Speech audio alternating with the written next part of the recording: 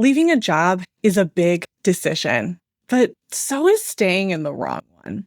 If you've been thinking, I don't know how much longer I can do this, you're not alone. If you're stuck in that in between space, unsure of what to do next, this episode will help you sort through the noise and find some clarity. Welcome to Control Your Career. I'm Julia Toothacre, your strategic career consultant, and I am so glad that you're here. This podcast is all about helping ambitious professionals take control of their career with clarity and confidence. This season, we're walking through some of the most common and frustrating career challenges professionals face. Things like stalled growth, burnout, manager issues, career transitions, and more. And we're working through them using my Control Your Career process, which is also the foundation for the book that I am writing right now. So if you're enjoying these conversations, just know that more is coming. Last week, we talked about what it means to feel stuck in your career and how to start figuring out what is actually going on beneath the surface. If you missed that episode, I highly recommend going back. It lays some of the groundwork for everything that we're going to be talking about in this season. Today, though, we are digging into one of the most common questions that I hear, especially in this economy. How do I know when it's time to leave my job? This is rarely a black and white decision. Maybe you're unhappy, but you can't quite explain why. Maybe you've been loyal to your team or to that paycheck. I know how much we love that. But deep down, you know that it's just not working anymore. Or honestly, maybe you're doing fine, but you're not growing and you're starting to feel that. And it might even be showing up in the work that you're doing. So in this episode, we're going to walk through some of the most common reasons that people start thinking about leaving their job. And then I'm going to show you how to apply the Control Your Career process to figure out what is going to be right for you. So let's get into it. First, let's talk about why this decision is so hard. This is something that is very common. This is a mental and emotional weight of a decision that people go through. So if you are feeling this and you're like, gosh, I haven't felt this before, what is going on? Again, very, very common. And so why do we feel this way? Why is this decision so hard? Well, first of all, we've invested a lot into our career, into maybe this position or an organization, especially if you've been there for a while. And leaving can feel like starting over, which is a really big transition. This decision can also be hard because you don't know if it's you or if it's the job. Sometimes things happen, right? We get burnt out and we change, right? Or leadership changes, or there's a merger, like something's going on. And so a lot of times we have to figure out what is at the heart of that. I know there's something called the golden handcuffs. I know for some of my more senior listeners, you're going to understand that, my more experienced listeners. This is basically when you are tied to a position because of the benefits. So the title is good, the salary is good, the benefits are good, you have the flexibility that you want, and you feel tied to this position, but you know that something's missing. That is always something that is so hard for, especially my more senior clients, to try to work through in their career. A lot of times, too, the risk feels bigger than the reward. And so we don't know what we're walking into if we switch positions. And so that can feel really scary. It's a really big risk and a really big transition. And so I know a lot of times when I work with clients, we try to figure out, can we manage in the position before we jump ship? But that is something that you have to work through are the risk factors with that. This is a big one too. You don't want to disappoint anybody, right? And so again, this decision is hard because we feel like we're letting people down. And that could be ourselves. It could be a significant other. It could be coworkers. It could be a leader. Could be clients. I mean, there are so many people that you might feel like you're going to disappoint, and you have to work through some of those feelings. And, one of the things that I always say at the end of the day is you don't owe anybody anything. And so even though you have clients you like and coworkers you like and leaders and people you might like at the organization, at the end of the day, you don't owe them anything.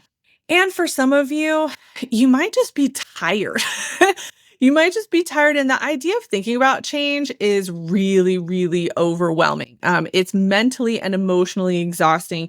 You might know that you need a change, but the decision making around that becomes very weighted because of everything that we have to think about. So I just want to normalize this for everybody because I know that this is a conversation that people are going to have some feelings about, and you might not quite know what's going on. So these are definitely some of the reasons of why this decision is so hard. So now let's look at the top reasons that you might want to leave. Okay. So these are kind of the common themes that I see as the reason that people want to leave their position. And just to be transparent, some of this aligns with why the decision is so hard. So we have the decision-making process, and then we have kind of what we are actually feeling. So we're going to talk about those reasons now.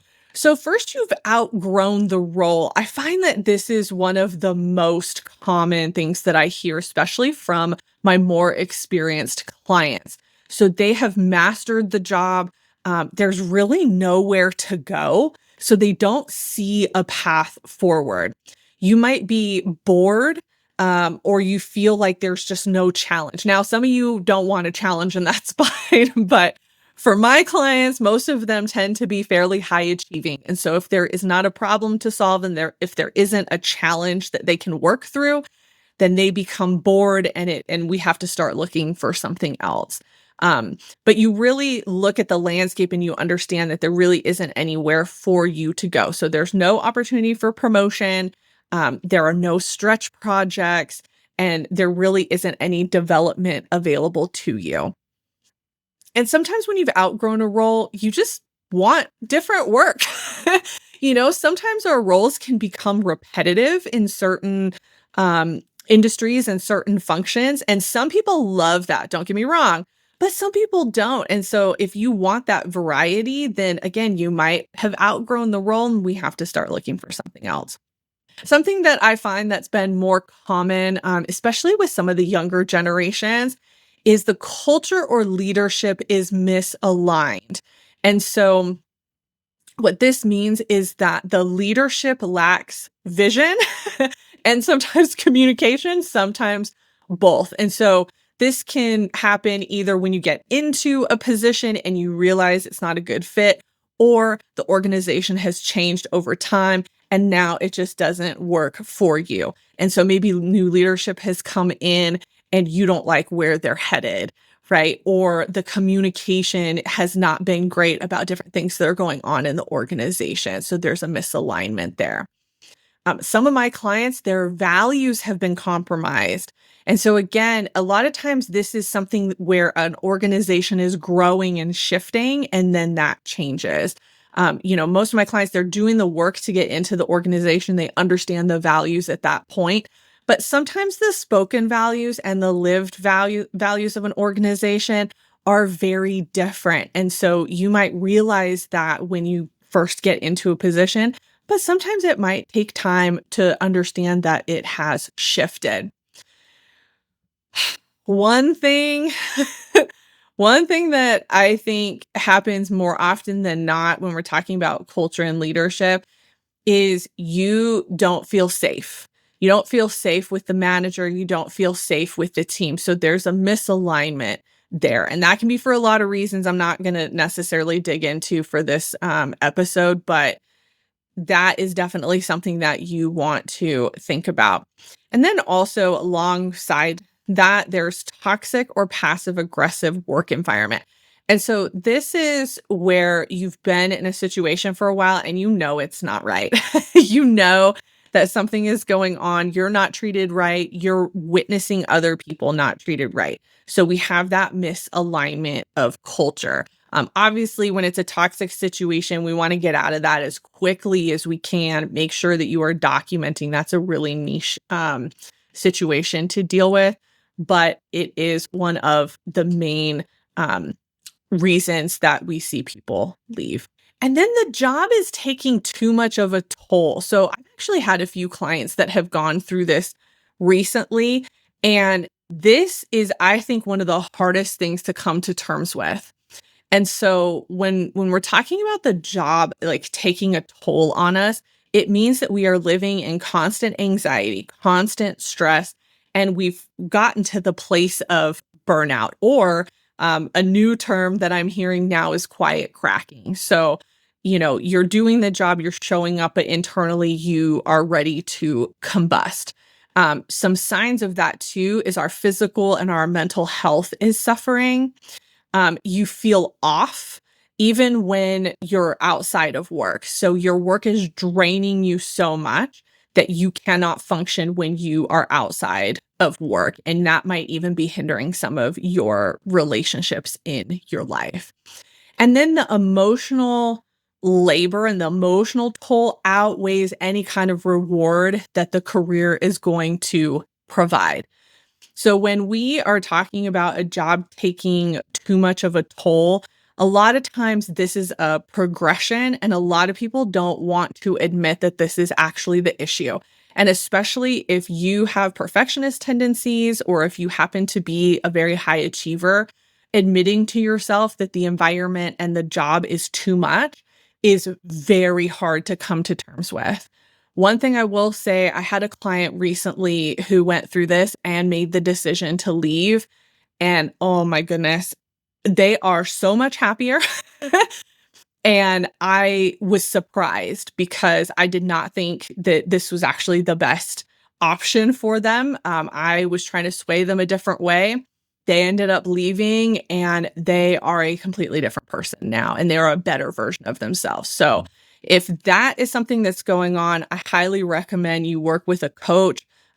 Or even if you're in therapy, work with your therapist about it if they're comfortable having those conversations, because this is something that I think you really have to think through the implications of leaving a position because it's too much. And then you're just staying for the wrong reasons. I kind of mentioned this. I mentioned this before, but you're afraid of starting over. That's so common. Anytime we make a big transition, that can be really scary. You feel loyal. That's something that I know for especially some of our older generations, they really latch onto. They feel loyalty to a team, to a manager, to a leader, or just to the organization because they've been there so long, or they believe in the mission of the organization and they don't want to leave. The problem is if the position or the team or the leader, if it's no longer serving you, then you don't want to stay, right? You're staying for the wrong reasons. Also, I hear too, you've invested too much time to walk away.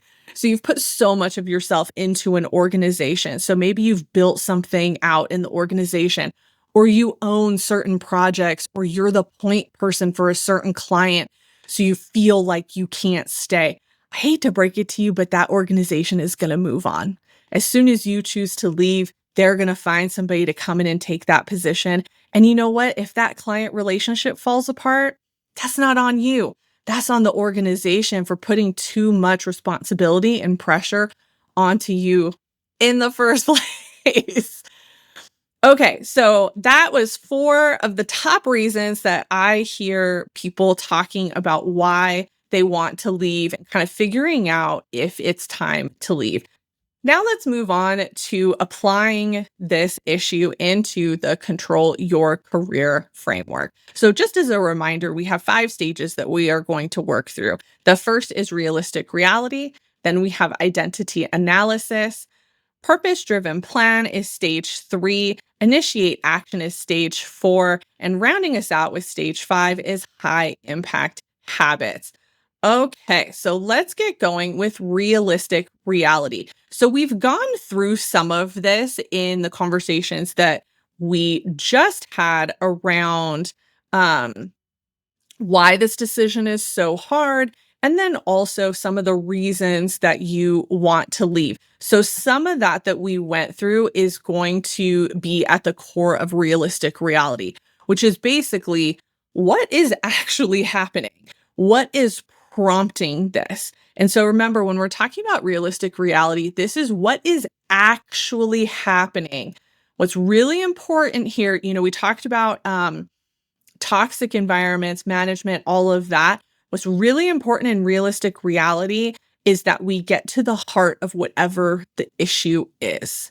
And the worst thing that you can do is decide to leave a position, get to a new position to only deal with the same issues, right? And so I want to make sure that if you are going to leave a position, you are ready. You know why, you've done the work. If you need to do some work in your current position, you're doing that work before you make a transition. And I think this is also one of the benefits of working with a coach, or at least a coach like me. I don't know if all career coaches are like me, but I'm not going to let you make a massive life decision until we have really talked through all of the implications of that.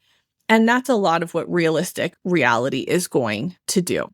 So we went through those 4 top reasons. And so I want you to think through, did any of those really stick with you? Was there something that made you go, yes, that's it? And it could be more than one.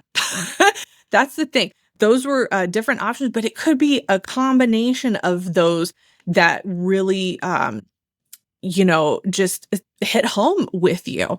And so really think about, what are some of the patterns going on in your life right now, specifically around your career? So do you have stress? Do you have frustration? Do you have disengagement? Right? Because it's not always going to manifest that way. But if you have that, where is it coming from? Right? Is it stemming from the work that you're doing? Is it stemming from a person? Right? Is there a relationship? Is the culture impacting you negatively in some way? And then I want you to think, are there some big changes that have happened? So we want to think about changes at work. Did you switch managers, get a new teammate? Is there new higher level leadership and you just don't jive with them well? Is there something going on in life? We talk a lot, you'll hear me talk a lot this season about, are you a caregiver? That could mean a lot of things. It could be you're a parent. It could be you're looking after your parents. You could have a dog. I mean, it could be whatever it is, but did something change? I will tell you right now, as of this recording, our dog, she's very old and she's having more health problems. She went through a whole situation with seizures last year, and now we're in the middle of trying to figure out what's going on with her now, and she's old. So even though I'm here and I'm recording this and I'm, doing all the things internally, there's a lot going on. There's a lot of emotions. There's a lot of frustrations. And so you want to think about, how are some of those life things impacting what's going on right now? Because sometimes, and also, has somebody in your sphere gotten a new job and really likes it? Because this is one of those, the grass seems greener from the other side, and it's not always. And just because someone else left their situation, they're happier, doesn't mean the same is going to happen for you. So again, we want to dig into those reasons. We want to figure out exactly what is going on. So if something is bothering you, so let's say you get to kind of the depth of it, you're like, okay, I think it's this. Have we tried to do something? Have we had a conversation? Have we tried to fix it? Have we changed our habits? Have we taken some action to try to fix the thing that's bothering us? So just make sure that that's something that you are thinking through in realistic reality. To round out realistic reality, I want you to think about, is this something that just came on? Or is this something that you have been thinking about long term? So is this something that has been on your mind for a while? And I would say longer than a few months. So if you are in the 4 to 6 month mark of thinking about something, thinking about switching your job, for some of you, it could be years you've been thinking about this. We want to determine that, because that's going to give us more data to work with in terms of, was there a moment that changed why you wanted to leave? So for those of you who've been around for a while, I was in a situation where we had high level leadership change. And that was the beginning of the end for me in one of my positions because I did not agree. I agreed with some of what was going on, but I didn't agree with how some things were done. And so that was something that made me go, we do not share the same values of how to run a team. And so that started me actively looking for a new position. And I didn't leave right away. It was probably actually about a year before I ended up leaving because I just wasn't sure if that was the right answer. It was. It was. Um, so you want to think about how long have you been thinking through this and what was the catalyst for you starting to think about this? Let's go into stage 2, which is identity analysis. When we are talking about potentially switching jobs, identity analysis is going to be at the core of this discussion. Realistic reality is always going to be first because we want to figure out what exactly is triggering this. But going into identity analysis, this is going to be key because there's a lot that's happening in realistic reality that can impact what's going on in identity analysis. So first, we want to talk about values. You're going to hear me talk about values in probably every single episode this season because when we're talking about a disconnection, when we're talking about a frustration, values are usually going to be at the heart of it. So you need to figure out, are your values being met or have your values changed? So you want to have that conversation. You want to look at the work style. You want to look at what is going on in the team, in the management, and do you align with what's going on? Again, if you had a leadership change and your personalities do not mesh, then we need to have a different conversation, right? And then do you even like the work anymore? Do you like the work that you're doing? Does it fulfill you? I know a lot of times we're switching jobs because the work doesn't fulfill us, but what does that mean? Does that mean that you're ready to move up into another position? Do you just need a change of environment? Like you like the work, but you just want to do something different? Or do you want to just burn it all down and start over again? So that's some of what you want to deal with when we're talking about personality and identity analysis, because we have to figure out where there's still alignment and where there is misalignment at the core of who we are. Are you working outside of your skill set? That is something that happens a lot, especially if you've been in an organization for a long time. You start to work on things that you don't really like to do, but you might be good at. And so that might be something to try to phase out of your position. The other thing that I want to mention too, when we're talking about identity, and this kind of mixes in with realistic reality as well, when we're talking about switching positions, you want to think about the core pieces of the career and in terms of what do you want and need. So what are your salary expectations? What kind of title are you looking for? What kind of function do you want to be in? What kind of industry do you want to be in? If you don't have answers for that, then we need to have a deeper conversation about exploring those pieces of yourself. I would say for most people, you really just need a switch or a change, or you need to change your mindset around your current position. Most people are not going to burn everything down and start over. For those of you that do, coaching, that's where coaching is really helpful because you want to make sure that you're making the right choices. You want to make sure that you are going into this, again, with clarity, with confidence, and being informed that this is going to be the right position for you. Okay. So now let's talk about goals. What is this going to look like from a goal perspective?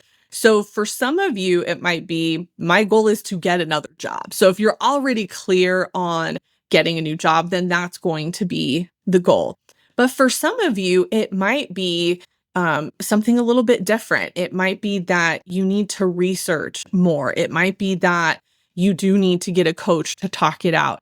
It might be that you want to have some conversations with leadership, or with your manager. It might be that you need to do a audit of your schedule to really understand what's going on if you couldn't answer some of those questions before. So your goals can be as big or as targeted as you want them to be. Just make sure that whatever goals you choose, that they are realistic to the situation that you're in. Okay. So even if you say, I know that I want a new job, I know that there's nothing left for me here and I need to go forward with that. Okay. That's going to be your big goal. Then we need to outline what are the steps that you need to take to get there. And one of the things that I will say is a lot of you will jump into, I need a resume, I need to update my LinkedIn, I need to start looking for jobs and da da da da da. That's not where I would start. I would start with some of those questions that I asked earlier. What are your salary expectations? What are the titles that you are looking for? What is the industry that you want to be in? Do you want to be remote? Do you want to go into the office? Like, look at kind of the values and the things that you need in your career preferences, and outline those first, and then go into the resume, then go into the LinkedIn and all of that. But if you don't have that foundation, it's going to be really hard to update that information and then start looking for positions that are going to be the right fit. Because again, you don't want to end up in the same situation. And a lot of you will default to moving laterally instead of moving up or finding a lateral position that has different things for you to do. So you really want to make sure that you are thinking about that. Okay, so then we get into initiate action. So we've set some goals, we have an idea of what we're doing. And I'm keeping goals really vague because it's going to be unique for every person, but just remember to make them manageable for the situation that you are in. And honestly, one goal, that's exactly what we're looking for. You don't need to have 5. Okay. So from there, we're going to go into initiate action. So what does that mean? I outlined a couple of goals that you could do. So then what is the action that you're going to take to get you to that next step? I would wager that for most of you, it's either a conversation or research.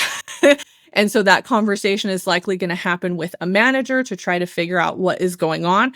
Maybe that conversation is with a significant other to figure out, is this a good time for a career change? Maybe what does, your significant other want or need, or what do they see in you? The people closest to us see more than we think that they do. So bringing them into that conversation is also really helpful.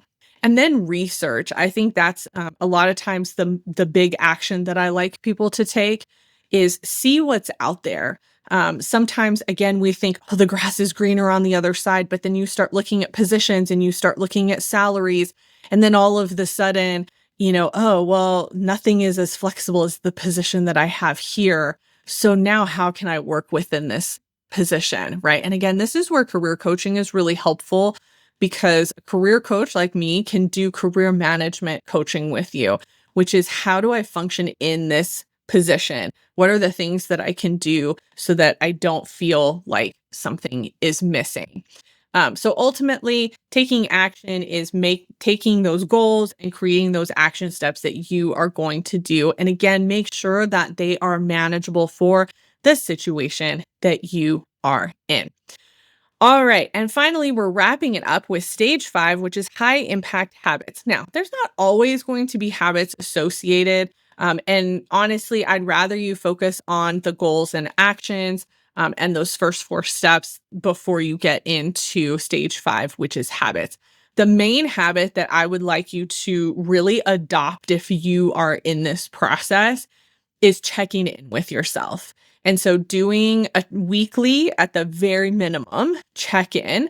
So set aside about 30 minutes onto your calendar every week for the foreseeable future, where you check in with yourself around what we've talked about here. And so this is targeted time where you're thinking about, I think I want another job. What does that look like? What are my goals? What are my actions? What did I do? What didn't I do? What were my barriers? So doing a little audit of yourself for the week. And this is a habit that will help you continue to move forward. And again, really figure out if you have barriers to any of this, you have to figure out what those barriers are and figure out where do you need additional support in order to move forward so that you can make these decisions, so that you can make the changes that you want and need in your career. All right, man, if you have been questioning whether it's time to leave your job, I hope that today gave you the clarity and the structure to at least start to sort through it. I know for some of you, it's going to be a little bit deeper and it's going to take a little bit more time, but we're just scratching the surface with this conversation in this episode. So just to remember, we talked about 4 of the common reasons that people decide to move on. You're outgrowing your role. There's a misalignment in leadership or culture. There's an emotional toll that work is taking on you, and you might be staying for the wrong reasons. And one thing I want to really impress upon you is that you haven't done anything wrong. And I know my high achievers are going to blame themselves, and I really don't want you to do that. The fact that you are recognizing that something is not working and you're listening to this episode and then you're actually willing to do something about it, that's amazing. This is how we become more aligned with ourselves, and it's how we can make really confident decisions in our career. And one thing I want you to remember is you do not have to figure it out today. Again, we went through a lot of information here, and I threw a lot of scenarios and prompts at you that you're really going to have to sit through and digest.